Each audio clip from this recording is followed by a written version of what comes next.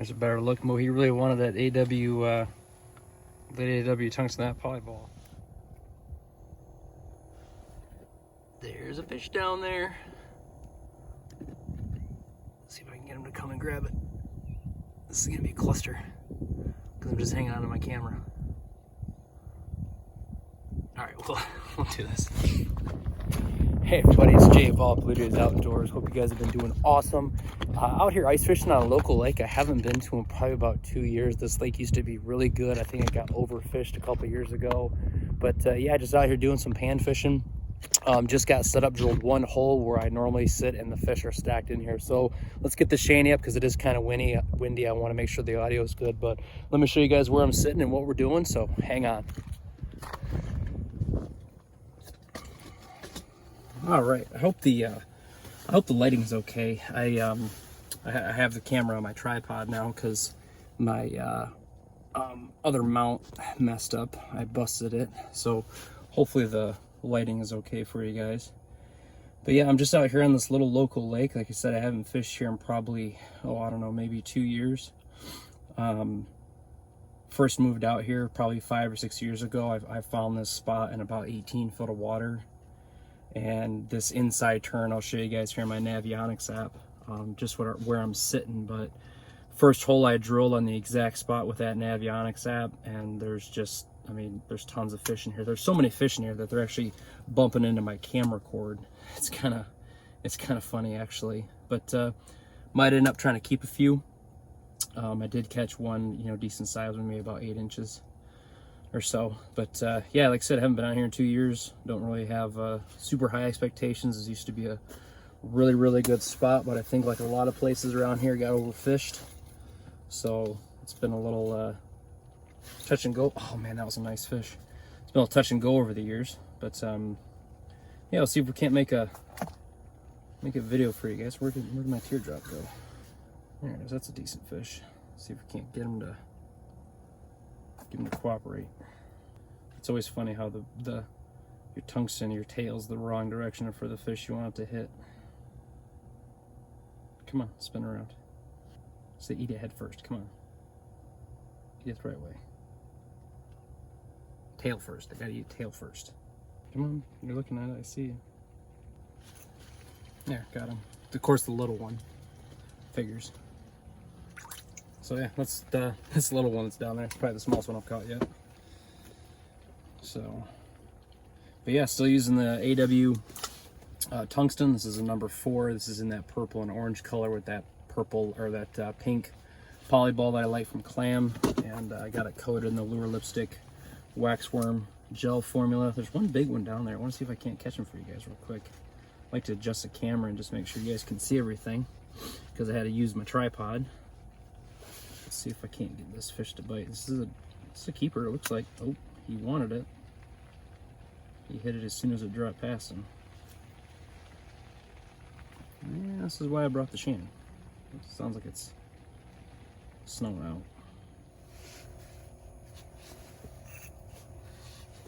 Hope you guys can see that big one down there. That's a nice sized bluegill, but I can't figure out where my bait's at.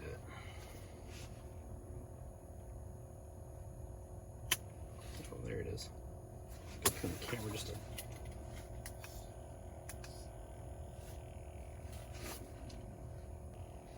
There's one coming up to look at it. Oh, missed it. You guys can see too, I got my flasher down because there are fish up above the camera. So for those fish that are high on their water column, sometimes those fish will be a little bit more aggressive. So that's why I like having my flasher down the same hole that my camera's in, so I can try to take advantage of the entire water column instead of just what's in front of the camera. I'm firing in at it, want to look at it, eat it. Come on. See, just grab the tail. Sounds like it's raining actually. That's a good size one right there. You can just eat the whole thing. There, got him. That's a keeper there. That's a nice one. It's the biggest one so far. If I can just keep them on. There we go. That's a nice size. That's a good eater there. Nothing wrong with that guy. Whoops. All right, well, if we can't get a few more of those, might have a mess of bluegills. Might have to do a catch and cook. So not a giant, but you know, good eater. Any super big ones, I make sure to let go. So, all right, see if we can't get another one. Like in most of my videos, like I said, I'm using this lure lipstick waxworm jelly, and you know, again, I'll show you. So here's the jelly itself. I take the tungsten, the AW tungsten right here, and I just dip the head in to get a decent coating of jelly on. And then what I'll do is I'll just kind of smear it down the polyball, make sure that polyball is straight off of there. So there you go. Like I said, I haven't bought waxworms in 2 years. I mean, there's some days obviously where I think they really are keen in on waxworms, but with this jelly, waxworm jelly, being made out of pure waxworms, it's just as good. A lot of times, look, there was one down there. See if I can't get him. Looks like he's coming up. Like I said, there's some decent ones in here. There was some really big ones in here a while ago, a couple years ago, but like all good things. I think unfortunately a lot of them got pulled out of here. This is not a private lake by any stretch of the imagination. Gets quite a bit of attention.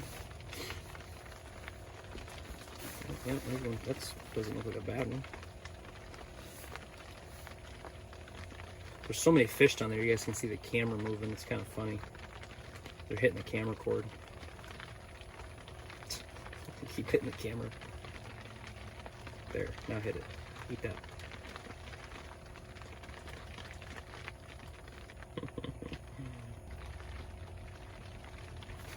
Oh, it's a big one too, I think. Let's see if he wants it. Thought he had it. There, got him.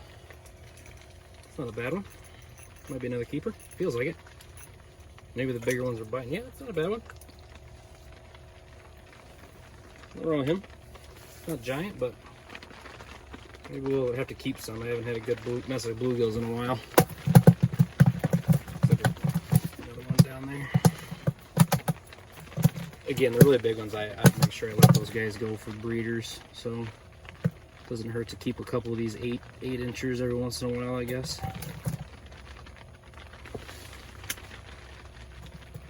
Who knows, maybe the bigger ones become a little bit more active as it gets darker. Still got about an hour or so daylight.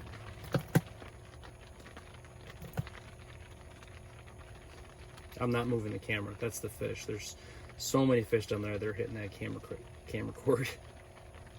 That is the nice thing about having this camera, is you can actually tell when they have the whole thing in their mouth, because a lot of times they'll hit it and you'll see the rod tip bend down, but they won't have the hook all the way in their mouth. So if you let them chew on it for just a split second longer, it's like a decent one coming in right there at the top.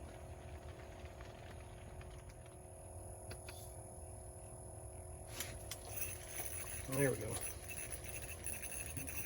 PB bass. Oh, that's a nice. There's nothing wrong with this bass, actually. Heck yeah. Awesome sauce. Come on. Heck yeah. There we go. Look at that bass. Nothing wrong with that guy. Seen him come rolling in. I'll get a couple pictures of him. There's a better look. Mo, he really wanted that AW tungsten, that polyball. So yeah, not too bad of a bass. We'll get him back in the water.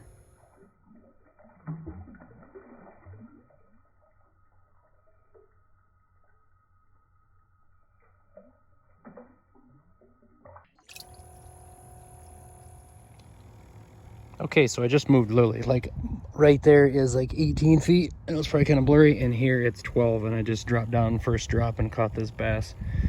So yeah, just got to kind of move around a little bit. That's why having that clam power plate right there is a game changer, because this ice is probably about 10 inches thick, and I can move a lot easier now. So let's get this fish back and get another one. Maybe little ones. Oh, there he hit it. Feels like a decent one, maybe. Set my drag a little looser after that. Had that bass.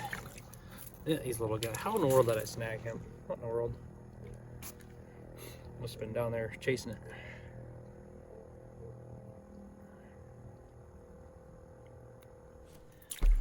All right, everybody, just got back to the house, got everything dried off, retied, clean, ready to go, because I'm going to be hitting it hard this weekend. I'm going to do some fishing with Dylan Grow from Extreme Outdoorsman.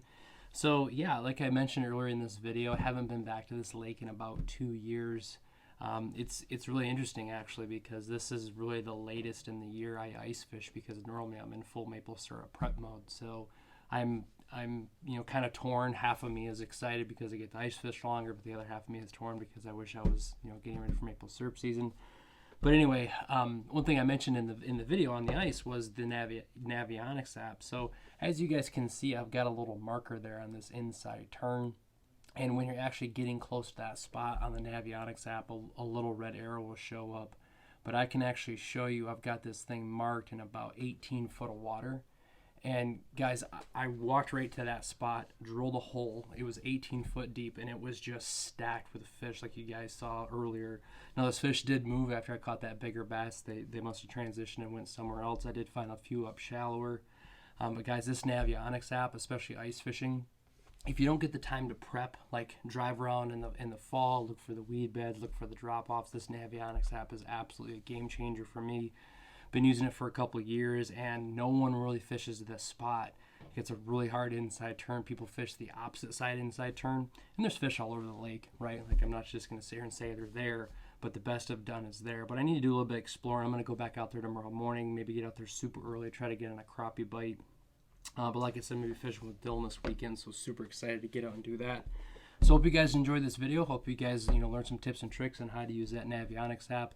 Again, the AW tungsten jig was working good with that clam polyball, and I was dipping that in the lure lipstick waxworm jelly. So I'm going to get some minnows tomorrow. I might pick up some waxworms just to have them, because we are in that kind of middle of the season where they're getting really finicky.